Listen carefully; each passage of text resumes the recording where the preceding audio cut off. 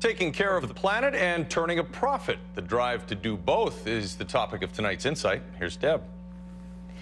Chris, it's year 4 for Vancouver's Sustainable Living Expo, and what a difference those 4 years have made. The first expo was a quaint little show with a handful of exhibits, attended by people who had caught the green bug early on.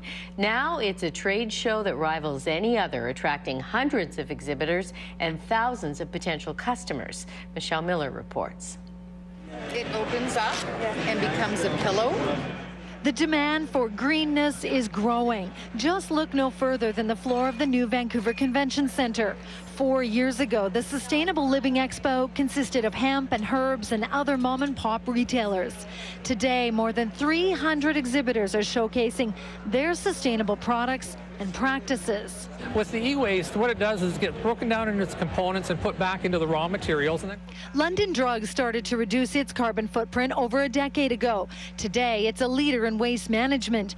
Over the past 2 years, London Drugs has recycled over 1 million pounds of e-waste. Now its sights are set on styrofoam. we'll take it back, and Genesis has found a few partners. One, they're turning it into outdoor garden lighting, and the next one we're looking at is sending it down to California, where they're going to turn it into crown molding. So there's a lot of possibilities in the future for styrofoam. Here's what the switch was. Australia's Banrock Station initiated sustainable practices for ethical reasons. What they discovered, though, is that their environmental actions have increased their share of the wine market. Particularly in Canada, the US, the UK, consumers that have an environmental focus, have an environmental conscience. They want to support a brand that's supporting their local environment, and that's what we're proud to do. From a sustainability standpoint, we use about 1/3 of the water of a conventional brewery of our size. Closer to home, Stanley Park Breweries employs a wind turbine. The goal, to cut their power consumption by 20%.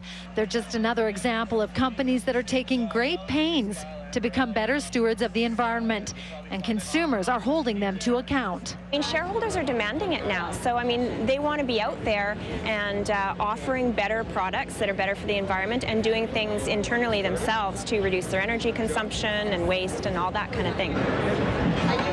Sears shares that belief, and the company is committed to reducing its carbon footprint by 20% by the year 2013. I believe that within 5 years, every retailer is going to have to be doing this. It's just there's an expectation that this will become a regular part of business. The bottom line, companies don't view going green as a choice. Rather, ignoring the consumer would be unsustainable.